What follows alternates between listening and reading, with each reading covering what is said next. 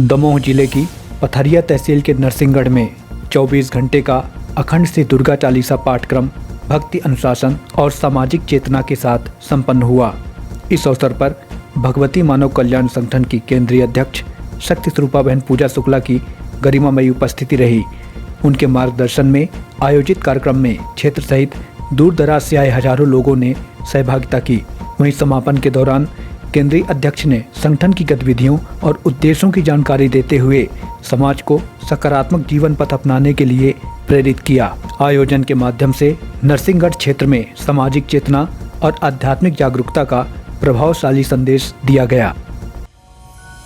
आओ इस अभियान में सब आओ इस अभियान में, आओ इस अभियान में सब आओ इस अभियान में, आओ इस अभियान में सब आओ इस अभियान में। जन सुधार अभियान छिड़ा है, जन सुधार अभियान छिड़ा है सारे हिंदुस्तान में। आओ इस अभियान में सब आओ इस अभियान में, आओ इस अभियान में सब आओ इस अभियान में।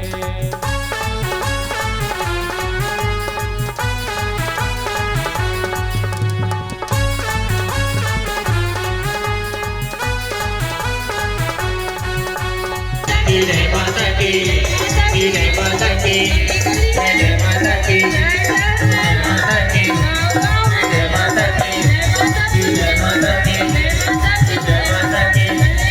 जय माता की, जय माता की, जय माता की, जय माता की, जय माता की, जय माता की, जय माता की, जय माता की, जय माता की। तुम्हारे हाथों में तुम्हारे हाथों में जीवन का। ऐसे तो न जाने कितने ही चमत्कार हमारे सामने हैं। गुरु जी की कितनी ही भविष्यवाणियां हमारे सामने हैं जो गुरुदेव जी ने की और आज अक्षरशः सत्य हुई। लेकिन मैं फिर भी बताना चाहती हूँ, समझाना चाहती हूँ कि जब हम गुरु बनाते हैं और अगर ऐसे आध्यात्मिक गुरु हो, जैसा कि गुरुवर जी बहुत लोग फोन करते हैं, पूछते हैं कि हम आश्रम में आएंगे तो हमारी बीमारी गुरु जी दूर कर देंगे, हम आश्रम में आएंगे तो कोई पूजा करवा दी जाएगी तो हमारा कल्याण हो जाएगा। तो मैं बोलती हूँ कि नहीं, वह एक आध्यात्मिक गुरु है, उनसे आपको आध्यात्मिक ज्ञान प्राप्त होगा और आप स्वयं इस योग्य बन जाएंगे कि आप अपनी परेशानियों को दूर कर सके। गुरुवर हमें वह पारस पत्थर बना रहे हैं जो किसी लोहे को छू ले तो वह सोना बन जाता है। हमारे भगवती मानव कल्याण संगठन का हर कार्यकर्ता पारस पत्थर की तरह है। और गुरुवर ने तो एक बार अपने चिंतनों में कहा था कि गुरुवर श्री ने रक्त बीज से प्रेरणा ली थी कि एक रक्त बीज, उसका एक रक्त भूमि में गिरता था और हजारों रक्त बीज पैदा हो जाते थे। तो गुरुवर ने कहा कि क्यों ना ऐसे मां के भक्त, ऐसे चेतनावान शिष्य बनाए जाए, ऐसे चेतनावान शक्ति साधक बनाए जाए जो 1 से 2, 2 से 3 और 3 से 3,000, 3 लाख, 3 करोड़ में परिवर्तित हो जाए। गुरुदेव भगवान की जय। और आज वही हो रहा है। आज हमने कहां से यात्रा शुरू की थी, आज हम कहां पर हैं, यह अंदाजा लगाया जा सकता है। हमें हर पल ये याद रखना है, क्योंकि जब तक हम ये याद नहीं रखेंगे कि हम किसके शिष्य हैं, हमारे अंदर डर होना भी जरूरी है। डर अनीति, अन्याय, अधर्म से नहीं होना चाहिए, लेकिन अपने इष्ट से, अपने गुरु से हर पल डर होना चाहिए। और डर इस बात का कि मैं परमहंस योगीराज श्री शक्तिपुत्र जी महाराज का शिष्य हूँ, मैं नशा मुक्त हूँ, मांसाहार मुक्त हूँ, चरित्रवान हूँ, मुझसे अनजाने में भी किसी का अहित ना हो, मुझसे अनजाने में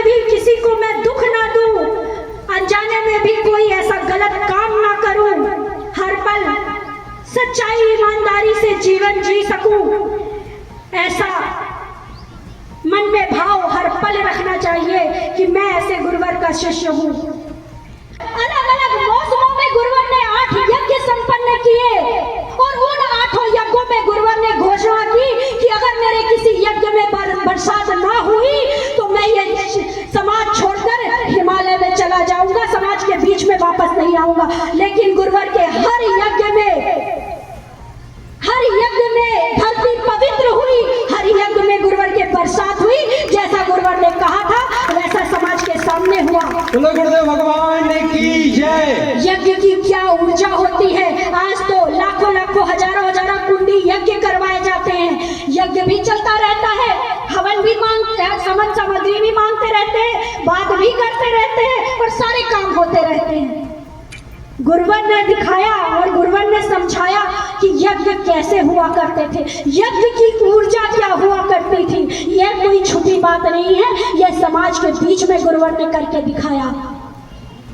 और वही 108 यज्ञ उस सिद्धाश्रम धाम की पवित्र धरती पर संपन्न होने वाले हैं और हम आप सभी उस यज्ञ के दृष्टा होंगे। यह हमारे लिए परम सौभाग्य की बात है। हर पल हमें ये याद रखना होगा कि गुरुवर ने हमसे हृदय का एक कोना नहीं, अब हमारे हृदय का पूर्ण साम्राज्य मांगा है। मैंने इससे पहले भी उदाहरण दिया था, इससे पहले भी बताया था कि अगर आपको भक्त बनना है, अगर आपको शिष्य बनना है तो माता शबरी की तरह बनिए, और भक्त बनना है तो प्रभु हनुमान जी की तरह बनिए, बजरंग बली की तरह बनिए। जिस तरह शबरी ने अपने गुरु, आज माता शबरी को इस बात से जाना जाता है कि माता शबरी ने प्रभु श्री राम को झूठे बेर खिलाए थे और प्रभु श्री राम को अपने पास बुला लिया था। लेकिन माता शबरी ने यह कैसे किया, इसके पीछे की कहानी नहीं सुनाई जाती है। क्यों? क्योंकि कथा में तो आधे से ज्यादा, कहानियों से ज्यादा नाच रास रंग में डुबो दिया जाता है। माता शबरी ने सब कुछ त्याग के अपने गुरु की, सब कुछ त्याग के अपने गुरु के शरण पे गई थी। और जब उनके गुरु अपने प्राण त्याग रहे थे, जब गुरु अपने लोक जा रहे थे, तो माता शबरी ने कहा कि मैं क्या करूंगी, मैं तो आपकी सेवा करने के लिए आई थी, सेवा कर रही हूँ, आप नहीं रहेंगे तो मुझे भी अपने साथ ले चलिए। तो उनके गुरु ने कहा कि नहीं शबरी, तुम यहीं रहो, तुमने जिस प्रभु राम की कल्पना की थी, जिनके तुम दर्शन करना चाहती हो, तुम्हारा सौभाग्य होगा कि एक दिन तुम उन्हीं का मार्गदर्शन करोगी और उनके दर्शनों को प्राप्त करोगी, तुम उनका इंतजार करो। और वो चले गए। 1 दिन, 2 दिन, महीने, सालों, वर्षों उन्होंने इंतजार किया, वर्षों उन्होंने मार्ग पर फूल बिछाए। लोग उनका मजाक उड़ाते रहे कि अरे ये तो पगली है, रोज फूल बिछा देती है, रोज समेटती है। लेकिन उनके ऊपर किसी का प्रभाव नहीं पड़ा। क्यों? क्योंकि उनको अपने गुरु पर विश्वास था, उनको अपने गुरु की वाणी पर विश्वास था। वो कहती थी अरे मेरे गुरु ने कहा है प्रभु श्री राम आएंगे तो जरूर आएंगे। आज तो गुरुदेव जी कहते, किसी ने गुरु बना लिया, गुरु जी कहते कि नहीं रुक जाओ, 5 दिन 6 दिन रुक जाओ, समय भी बताएंगे, उसके बाद धीरे धीरे सब कुछ ठीक होगा, धीरे धीरे सब कुछ ठीक होगा। तो हम रोज अरे आज तो नहीं हुआ, कल तो नहीं हुआ, इंतजार करते रहते, फिर हमारा धैर्य छूटने लगता है। और जब धैर्य छूटने लगता है तो ऊर्जा काम करना बंद कर देती है। दिखा दिया गया। अभी कई बच्चे मुझसे संपर्क कर रहे थे, बोले कि वो लिखा हुआ था कि हम परीक्षा में पास हो जाएंगे, हमको बहुत अच्छा परिणाम मिलेगा। तो हम थोड़े ढीले पड़ गए थे पढ़ने में कि लिखा तो है ही है। तो भैया तुम तो चद्दर तान के सो जाओ, तुम्हारी राशि में लिखा है, तुम पास हो जाओगे, पढ़ने की क्या जरूरत है। और जब परीक्षा देने जाओगे तो तुम्हें पता चलेगा कि राशि का देख के तुम्हें वो लाभ मिला या पढ़ने से जो पढ़ा उसको वो लाभ मिला। तो इसमें फंसने की जरूरत नहीं है। आजकल मीडिया में, इंटरनेट में बहुत सारी चीजें चल रही हैं। एक तरफ जहां सनातन सनातन हो रहा है तो दूसरी तरफ उसको नष्ट करने की भी तैयारियां हो रही हैं। तो अपने बच्चों को इन सब चीजों से दूर रखें, बच्चों पर निगाह रखें। माता पिता की जिम्मेदारी है कि खुलकर बच्चों से बात करें, उनको समय दें, उनको संस्कारवान बनाएं। जब आप सुबह साधना में बैठते हैं तो आप कहते हैं ठीक है चलो कोई बात नहीं, सो रहा है सो जाए, हम तो पूरी आरती कर लेते हैं, बाद में उठेगा तो प्रणाम कर लेगा, आशीर्वाद मिल जाएगा। नहीं, आप सुबह उसको उठाइए, अपने साथ बिठाइए। जब तक वह पूजा में आपके साथ नहीं बैठेगा, साधना में आपके साथ नहीं बैठेगा, तो आज तो वह आपकी बात मान रहा है, लेकिन पता नहीं किसकी कैसी संगत में वो पड़ जाए और आगे उसका विश्वास ही उठ जाए ईश्वर के ऊपर से। फिर आप बोलते हैं कि लोग धर्म परिवर्तन कर रहे हैं, फिर आप बोलते हैं हमारा बच्चा भटक रहा है, हमारा बच्चा शराबी बन रहा है। और बहुत सारे माता पिता रोते हुए आते हैं, दया भी लगती है, लेकिन मैं तो कहती हूँ कि कहीं ना कहीं उनकी भी गलती है, क्योंकि उन्होंने अपने बच्चों को समय नहीं दिया, संस्कार नहीं दिए, अच्छी बातें नहीं सिखाई, अपने साथ बिठाला नहीं, अपने साथ मंदिरों में नहीं ले गए, अपने साथ साधना नहीं करवाई। आज भी यहाँ पर माता आदि शक्ति जगत जननी जगदम्बा का 40वां पाठ चला, उनकी दिव्य आरती हुई। बहुत से लोग तो उठ के चले आए होंगे कि चलो हम आशीर्वाद ले लेते हैं। अपने बच्चों से कहा होगा कि चलो चलते हैं आशीर्वाद लेने, तो वो कह दिए होंगे कि अरे ठीक है कोई बात नहीं, आप ले आओ आशीर्वाद, हमको भी मिल जाएगा। तो उनको वही परिणाम मिलेगा जो मैंने अभी बताया था। तो अपने बच्चों को प्रेरित करें, साधना में बिठा ले। जिस भी इष्ट की आप साधना करते हैं उसमें साथ में बिठा ले, मंदिरों में ले जाए, अपनी संस्कृति की जानकारी दें। मुझे गर्व है आज छोटे छोटे बच्चे जय माता की जय गुरुवर की बोलते हैं। न जाने कितने बच्चे सिद्धाश्रम धाम पर आके गुरुवर से इसे निवेदन करके जाते हैं कि गुरुवर आशीर्वाद दीजिए, कृपा दृष्टि कीजिए कि हमारे माता पिता भी अच्छे रास्ते पर चले। हमारे पिता नशा करते हैं, नशा छोड़ दे। आज छोटे छोटे बच्चे निवेदन कर रहे हैं।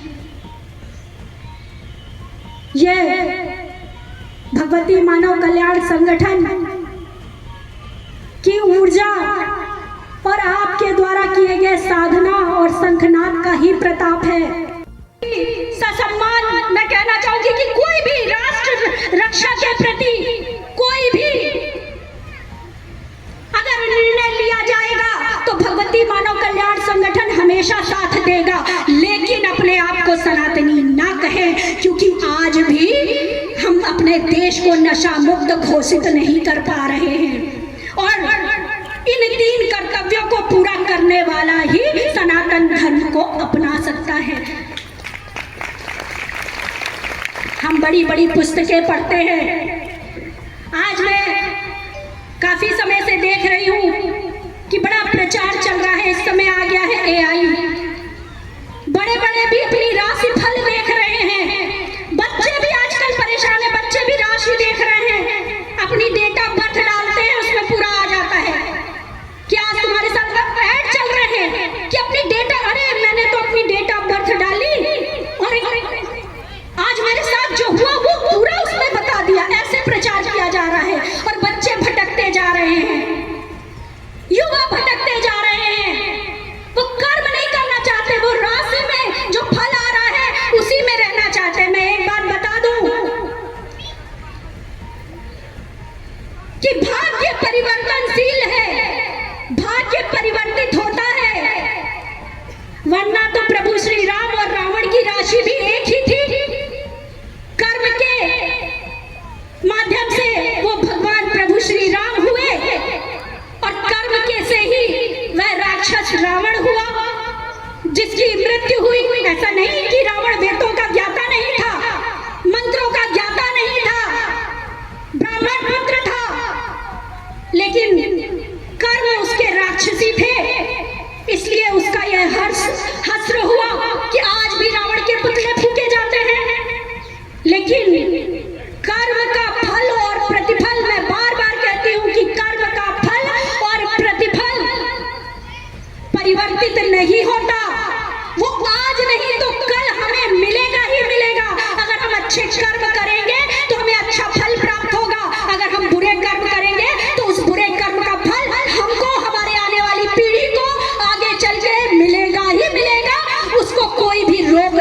सकता।